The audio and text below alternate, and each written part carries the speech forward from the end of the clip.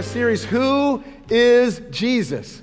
And I've been really excited to get to this series, and I'm excited to continue that this week as we answer that all-important question, who is Jesus? It was a few years back that an ordinary-looking man walked into the subway at Washington, D.C., went up the escalator, took his violin case, opened it up. His violin was old. It looked, pretty raggedy. He got it out, turned around the violin case so if people wanted, they could throw money in. And for 45 minutes, he played some beautiful classic music, most of which everybody just walked by and ignored him. They do what most people do. Their face is in their phone or listening to their iPod, listening to something else. They're just so wrapped up in the busyness, most just walked by. A few noticed, hey, that sounds halfway decent. I'll throw a little bit of money and something in. Threw some money in. Only a few people actually stopped and listened. And out of those that stopped and listened, one said, I could tell this wasn't just an ordinary beggar looking for money. I could tell there was something different. Like, this guy, you could tell he doesn't just hear the music, he feels it because he's moving with it as he's doing it, playing this violin. Well, that day, it wasn't just an ordinary beggar, somebody looking for money. It was Joshua Bell, 39 years old, internationally known as one of the best musicians in the world. And he showed up to play. He played a Stratosphere violin that's worth $3.5 million. It's 300 years old. Isn't it crazy that somebody could show up and play the best crafted instrument in the world, the most talented musician in the world, playing some of the most beautiful music in the world, and yet most people can just walk by and totally ignore it. He made a whopping $53 that day with his $3.5 million instrument. It's crazy, isn't it, how throughout life that we can get so busy with all this stuff that we would allow all this stuff and all the things of our lives to crowd out the beauty and the majesty of the moment. How crazy we would keep our faces in our phones, that we would miss the majesty of what God puts right in front of us. This is what we discover when we explore this great question, who is Jesus? It's mind-blowing that in his day, God sent his very best to the earth. God sent his son to the earth. Crazy that most people just walk by. Most people completely ignored, too busy with all the other stuff. They missed the majesty of the moment of who he was. A few noticed this is not an ordinary guy. Like an ordinary people speak, like I can tune out, I can do something else. But when this guy talks, he's got authority. Other people say, well, they said this, and they said this, and they said this. But this guy just says it with authority. Nobody else does that. They took note of that. Some did. A few did. Some took notice of this guy doesn't just talk with authority. It's who and what he talks to. He talks to wind and waves. He talks to sick people. He talks to demons. He talks to dead people, and everybody has to listen. Something is unique about that guy. But most, they missed the majesty of the moment. Even today, if we want to lean in and see Jesus, answer this critical question, who is Jesus? It's mandatory that we slow our lives down, that we lean in and take a close look. We have to look beyond the familiar stories, beyond all this stuff. We've got to lean in. And if we do, even this morning, we can discover some more of the majesty of who he really is. We left off last week with the words of the Apostle Paul. And this was actually often known as a hymn or a song. And it is beautifully written, inspired by the Holy Spirit, all answering this great question, the greatest question in life, and that is, who is Jesus? And Paul says this. Colossians chapter 1. He is a light, Christ is the image of the invisible God. He existed before anything was created and is supreme over all creation. Christ is the image of the invisible God. He existed before anything was created, and he is supreme over all creation. Who is Jesus? He is God who became a human. It's what theologians call the incarnation. That God became human. He is the visible image of the invisible God. Luke chapter 2 says he is a light to reveal God to the nations. Jesus came to show us this is what God is like. This is how God acts. It's important to know that God became human. John chapter 1 puts it this way. It says, so the Word became human. Watch this. And he made his home among us. He was full of unfailing love and faithfulness, and we have seen his glory, the glory of the Father's one and only Son. So the Word, just Jesus, this is speaking of, he became human. This was a big deal, and it was shocking. Because back in the day, the early Christians in that time frame, nobody had a problem believing that Jesus was divine. Because who else can speak to the wind, the waves, demons, sick bodies, dead bodies? Only God can do these things. So they had no problem believing that Jesus was divine. What they had a problem believing is that God would become a human. That just can't be. Why would God become a human? We're going to find out why he did that. But God did become fully human. He became one of us. You know what that tells us? He gets you. Like he gets us. He knows what it's like to grieve, to hurt, to cry, to laugh, be hungry, to be full. He gets us. He knows what it's like to be tempted. He definitely gets what it's like to be rejected and hated by his own family. Jesus gets us. Hebrews chapter 2 puts it this way, because God's children are human beings made of flesh and blood, the Son also became flesh and blood. For only as a human being could he die, and only by dying could he break the power of the devil. Shocking. God has come close to you in Jesus. Most of the world is trying to figure out how to get to God. They have their long list of things. If I do this and this and this, I'm trying to get my way to God. They totally miss God came for you. The good news is not we have to get to God. The good news is that God came after you. Who is Jesus? Is God, the Creator, coming after you. That's who Jesus is. He existed before anything else. He's always been. He didn't just pop up the day he showed up as a baby. He has always been.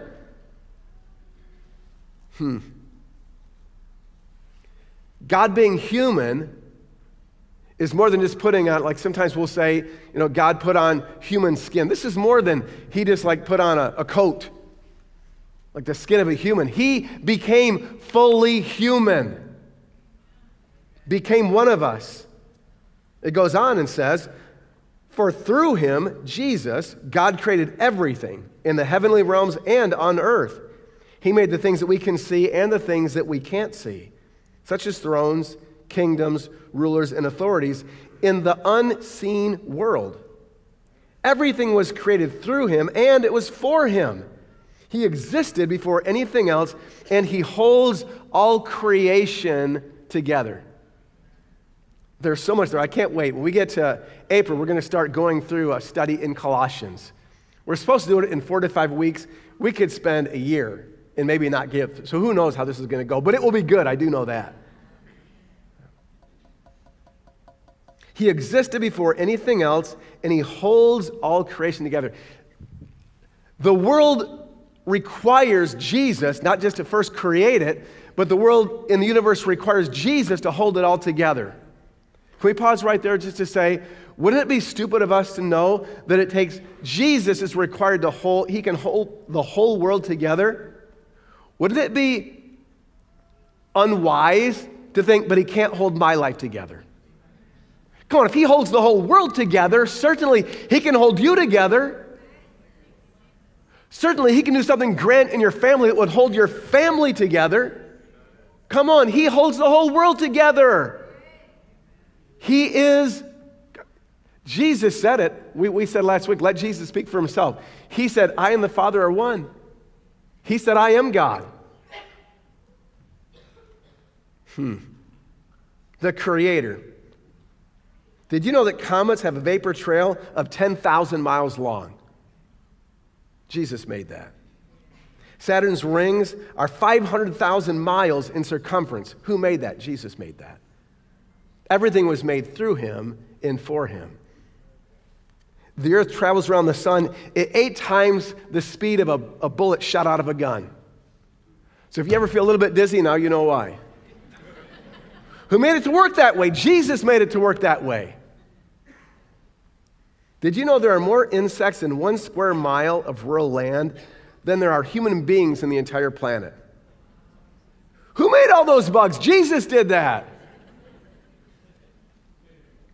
I can't say that I know why, but I do know that he did that, right? Bugs. He made the things that we see, and he made the things that we don't see. There are an unseen realm, right? That includes good and bad, evil and holy.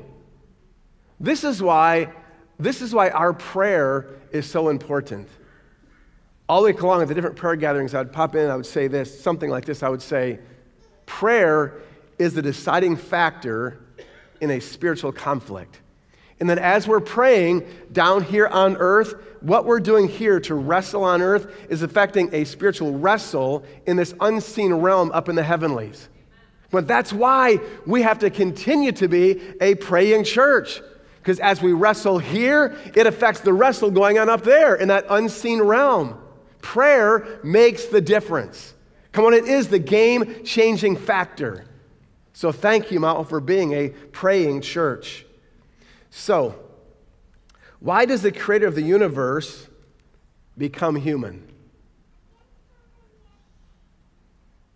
And what does the creator of the universe becoming a human being do when he walks around on the earth? That's what we're going to dig into today. Who is Jesus? He is the creator who has come looking for you.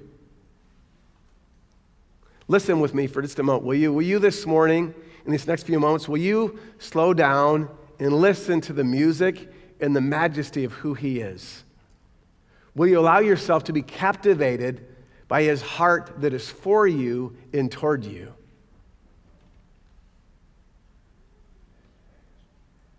Luke gives the picture of what this creator looks like when he became a human being.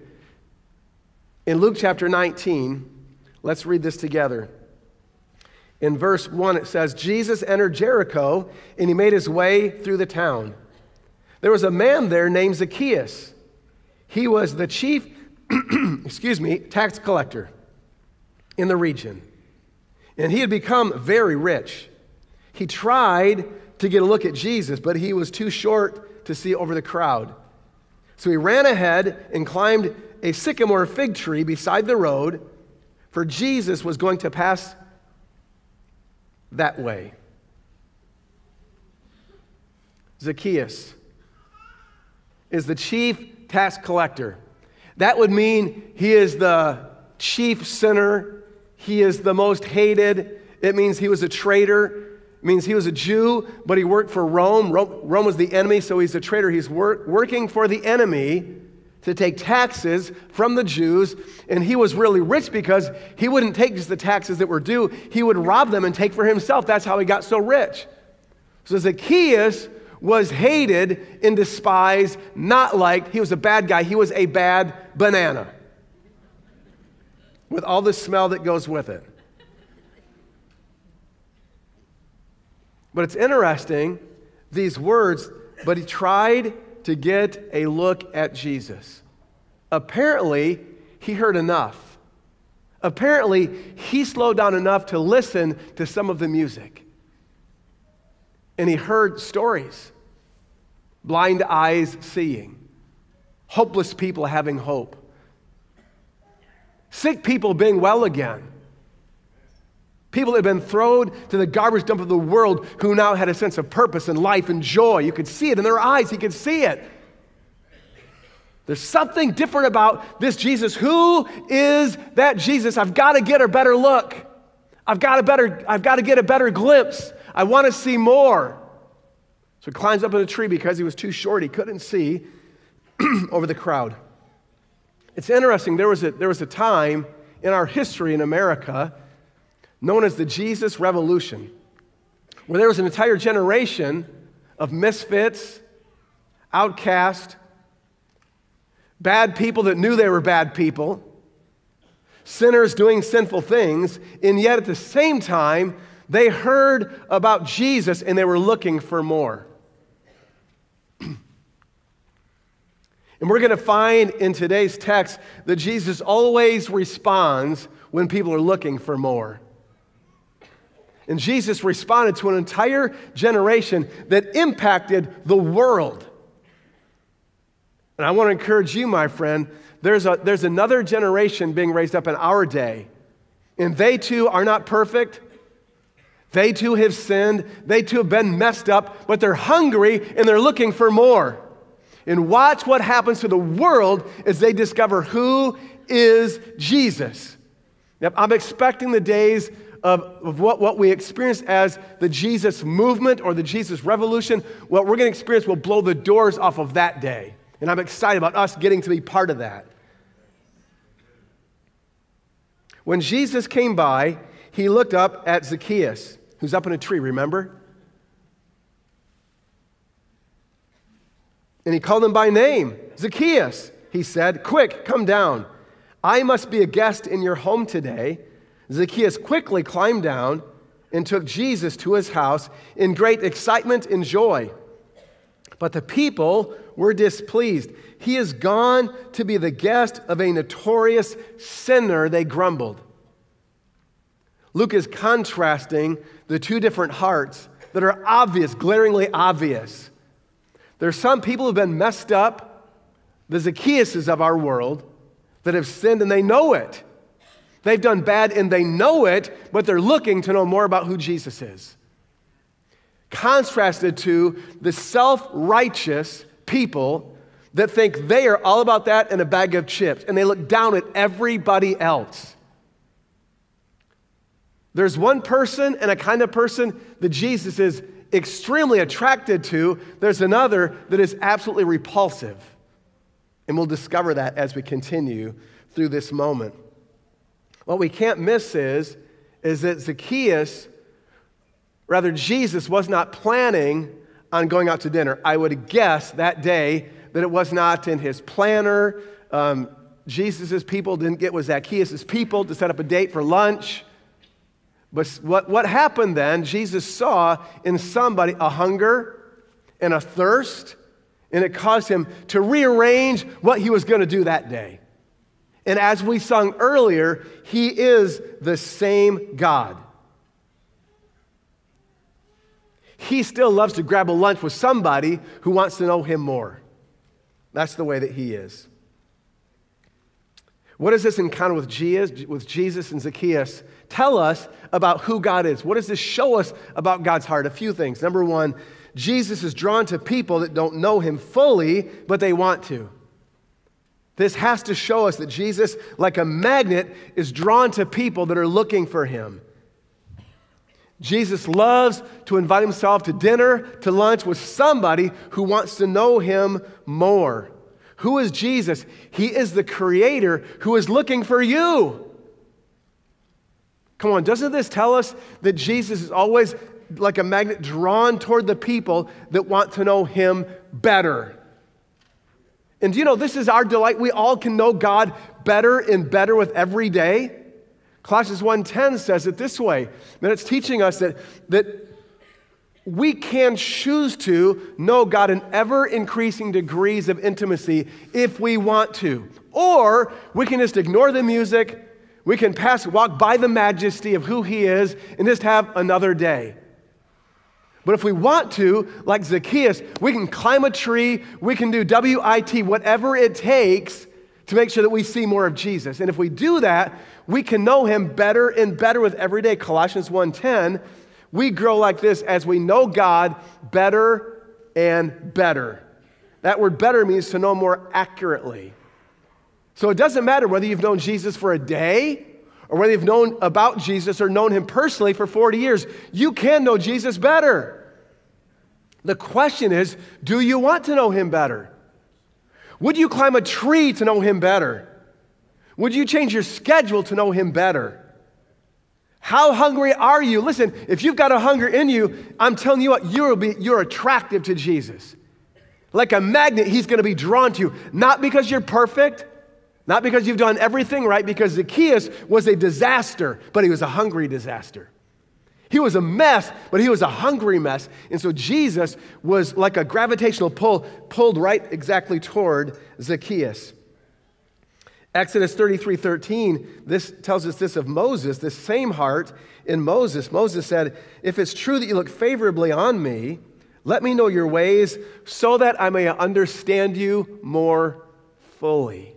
That's the same heart. Now come on, Moses, you think, well, Moses, you got to know God. You got to know all there can be to know. How many of those 40 days in a row did you and God have alone hanging out? Certainly, you must know everything there is to know about God. Yet Moses said, no, even what I've gotten to know only makes me hungry for more. It only makes me say, Lord, thank you for everything you've shown me about who you are. Now I'm asking, would you let me know you even more fully? Come on, Jesus can be known in ever-increasing degrees of intimacy, all depending on how much you want to know him.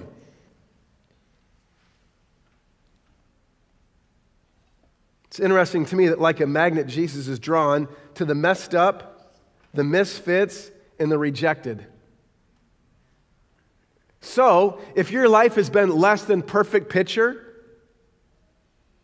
if your life has been if it's got some messiness to it, if there's been some disasters there, well, good news. Jesus is likely to be drawn to you if you're hungry. Like if you want to know more about him, he will be drawn to you. In fact, Jesus said he walked into the synagogue and he read Luke 4:18. What we know is Luke 4:18 came out of the book of Isaiah. He reads this scroll and he says, man, I'm talking about me. This is being fulfilled today. He said, the Spirit of the Lord is upon me. He's anointed me to bring good news to the poor. He has sent me to proclaim that captives will be released and the blind will see, the oppressed will be set free. When we hear the word poor, we think they don't have very much money, and that's true, but the word poor there means so much more. It means to be afflicted, lowly, helpless. It means lacking anything. One who slinks or cowers is considered a poor person. And Jesus says, that person, I'm going to be drawn to them. That person is going to be somebody I'm going to be drawn to because I've come for the poor. I've come for the afflicted. I've come for those whose lives have been completely messed up. That's why I came. Who is Jesus? He's the creator that has come for you. I think of Jim Cymbala, a great pastor in New York, and he got done preaching a couple services, and when he got done, there's a lot of people that wanted to say hello. He's talking to people, and he wants to leave at this time, saying, I just want to get out of here. I'm tired. And he sees a man walking to him. He can tell the guy's homeless. He reeks. He smells so bad. He said it smelled like a mixture of urine and alcohol. He's still even a ways away. Coming, I can smell that. He said, I just want to get out of here. So I figured, I know what he wants. He just wants money. So he starts reaching in his pocket as the guy gets closer. I'll just give him some cash so I can get out of here. And as he's reaching in his pocket, the guy says, hey, I don't want that. I want the Jesus you were talking about. Isn't that interesting? I know what you're trying to do. You're trying to get rid of me like everybody else does, but I don't need that. I'm not looking for a handout. I'm looking for a changed life, and I heard that Jesus could do that. That's what I'm after. That's what I'm looking for. Jim had to say, Lord, help me. Lord, help me. Help me that I wouldn't be repelled by the very same people you're attracted to. I don't want to try and quickly walk away to quickly get by somebody that you would be so attracted to. I don't want to walk by a moment. You would love to seize that moment. So, if you're a sinner and you know you've sinned,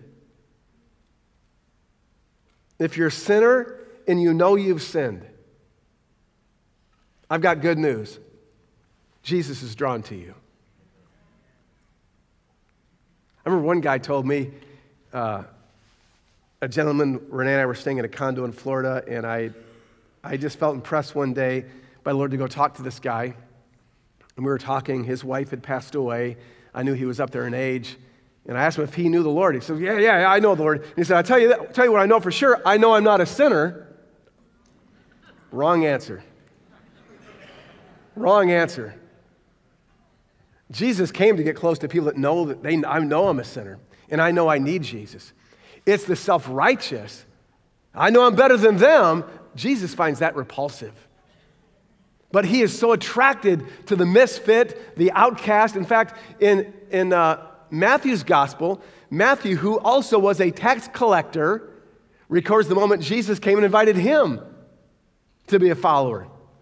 This is in Matthew chapter 9, verse 10. Later, Matthew invited Jesus and his disciples to his home as dinner guests, along with many other tax collectors and disreputable sinners. So this was like the whole IRS group and Matthew. If you work for the IRS, just hang with me. It was different, you know. But when the Pharisees saw this, they asked the disciples, "Why does your teacher eat with such scum?" You see the massive contrast again?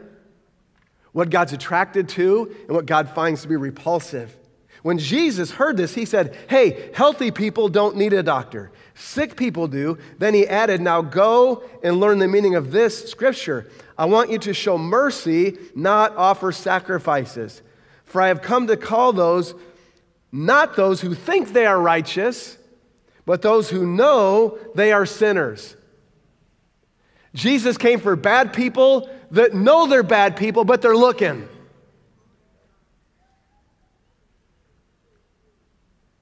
He came for people that are sinning, and they know they're sinning, but they're looking not to stay there, but to get out of there. That's who Jesus is drawn to. Who is Jesus? He is the Creator who came looking for you. Going on, back to Zacchaeus. It says, "Meanwhile, Zacchaeus stood before the Lord and said," remember Jesus said, "I'm going to your house. You're going to get a better view of me than you thought you were going to get today." They show up for dinner, and while Zacchaeus is in his house standing before the Lord,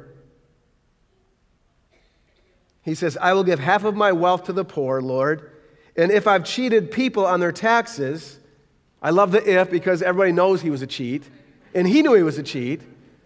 He just had a hard time confessing it.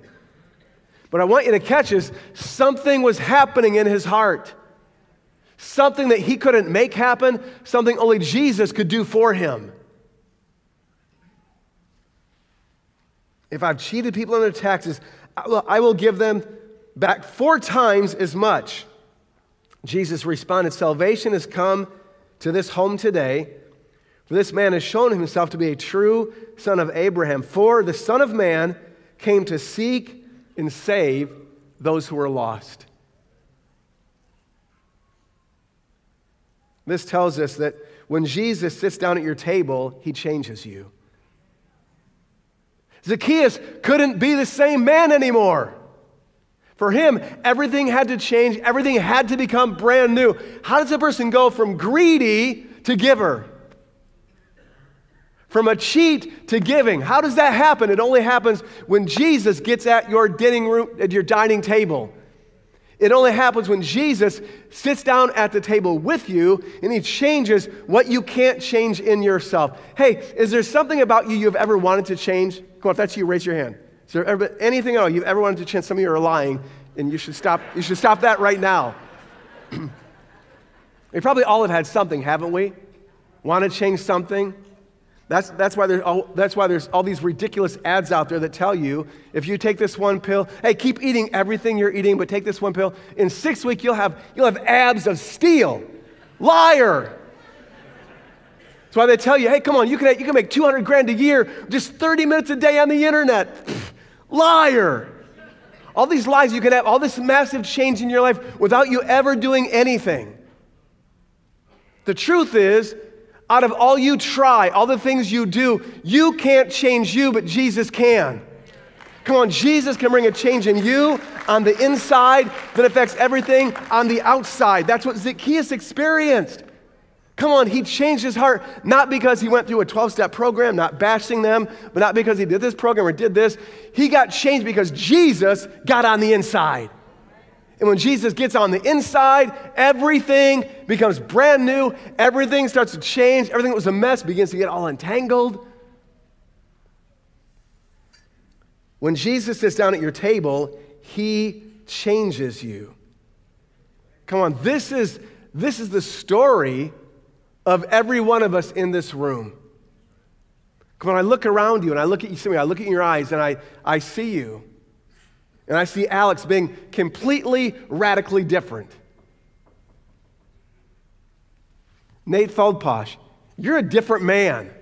Totally different person. How do we change? What makes the big difference? What made us so different? Sydney, your life is radically different. How can that be? Because Jesus and you got down at the dining room table together, and Jesus did what only he can do. Thank God that this house is filled with stories just like Zacchaeus. Life's completely, radically transformed, and only Jesus can do that. Again, he's the one that is required to hold the whole world together. Certainly, he can hold your world together. Come on, certainly he's big enough to transform the part of you that you can't seem to transform yourself. We live in a Christ-centric world. The world just doesn't know it. For our world to still even hang together, Jesus is required to be at the very center of holding all that together. So it's required that Jesus be not a side issue, but the center of our life. That we would be Jesus-centric people because he's required to hold everything together. The last thing we learn from this encounter with Zacchaeus and Jesus is that Jesus created us to be like him. Jesus created us to be like him. Jesus came, the visible representation of the invisible God, to show us this is what God is like. This is our example. My parents had 3 boys, and we were a handful. Back in those days, there weren't computer games. Not everybody had a phone. And so our parents would just say, go play. And that didn't mean take toys. That meant go make something up. Just go outside and play. So we'd go outside and we would make stuff up. We made up the BB gun fight where we'd shoot each other with BB guns. That seemed fun. Until you were the one that got shot, it seemed fun. We made up the jump off the roof game only when the snow was really high. When it snowed a lot, we just jump off the roof. Ah, my favorite game was push David down the road. We had a little baby carriage. We put my little brother David in the baby carriage. He wasn't a baby, but we'd force him in there. And then, as far as we could see, there weren't cars. Here we go. We did all kinds of dumb things. Inevitably, we would hear one of our parents say, "What in the world are you doing?" I didn't realize it at the time, but that really is a great question that we all should ask. What in the world are we doing? What's my big why? Why am I here? What's the purpose of life? Did you know that God answers that question on page number 1 in the Bible? In the beginning,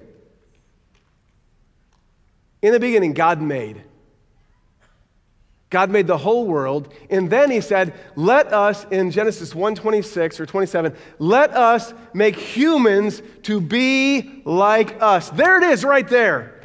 There's your giant purpose, to be like him. The Creator made you. He didn't just make you. He made you to be like him. So many times people ask me, Pastor Gav, I want to find out what's my purpose in life, and whether it's this job, this career, or this ministry, that might be. I don't know. What I do know is your purpose is to be like him. God made you to be like him. What is he like? Jesus said, "For the Son of Man came to seek and save those who were lost." That's what he's like. He came to seek.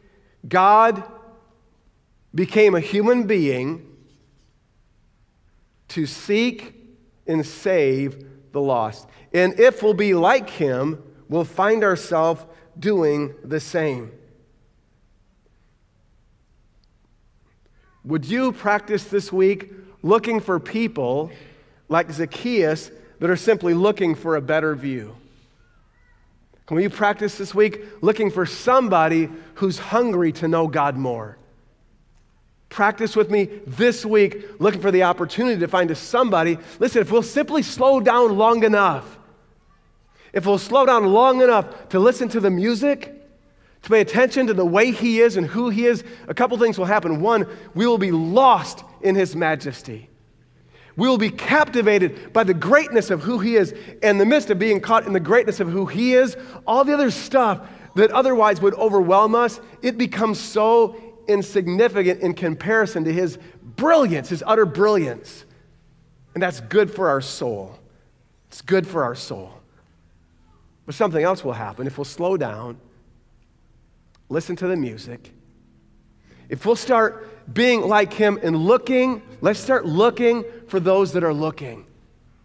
If we're sitting down in a restaurant eating a meal, I'm not just looking at the food that I'm throwing down. I'm looking for who's looking. And if I slow down long enough, if I ask just a few simple questions, it won't take very long to find out, oh, there's someone right here in this restaurant. There's somebody right here in this store. There's somebody right here in this school, and they're looking. And I am to be like Jesus. I'm to be a magnet. I am drawn to them. I'm not trying to get rid of them. I'm not trying to get to the next thing. I'm totally rearranging my day to go have dinner with them, to go spend some time with them.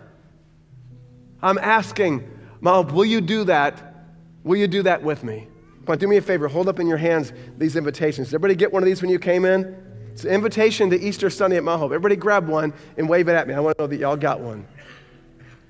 If you didn't get one when you go.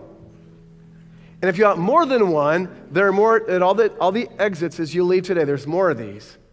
But I want you to do me a favor today. I'm going to ask us to do two things. One, I want us to first pray, however it's going to come out of you. I want you to pray, Lord, would you make me look more like you today? That's your big purpose. That's your big plan for my life, is that I would look more like you. So would you do that in me? God, do that in me. That's a prayer. God is going to answer that prayer. God, would you make me look more like you today? I'm hungry to know you more.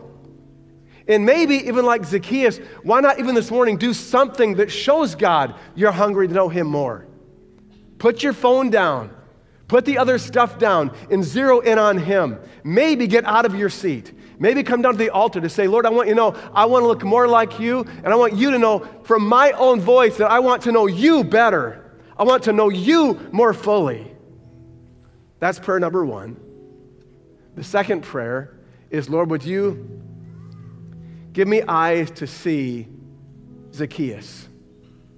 Throughout this week, give me eyes that I'm looking for the hungry. I'm looking for the ones, they're not perfect, they've messed up, but they're looking. But they're looking. Come on, they're looking around us all the time.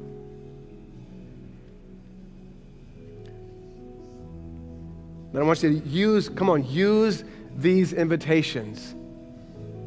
As you're practicing what we just talked about this week, these prayers, you're taking this with you. At the right time, you're going to invite somebody. And it's not just handing a piece of paper. You're saying, hey, I'm connecting my life to your life. I want to be part of the journey.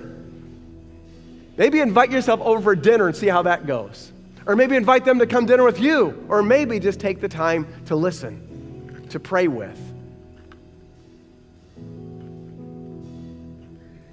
Come on, let's take our moment right now to respond to the word of the Lord. And so make your prayers. Come on, make your place of prayer. If it's in the balcony, if it's in the hallway, if it's up at the altar, wherever it is, just find a place to pray. Come Come on, let's take some prayer moments this morning. Hello, and thank you for joining us. I hope you enjoyed that message of hope and have been encouraged in your relationship with Jesus Christ. What is the next step God's asking you to take? I would encourage you to check out Growth Track. It's our delight to come along your side and help you reach your full kingdom potential. To give now, you can simply click Give on our website or text any amount to 84321. It is your faithful giving that allows us to continue to preach the gospel and make disciples from our neighborhoods to the nations of the world. Thank you, and God bless you.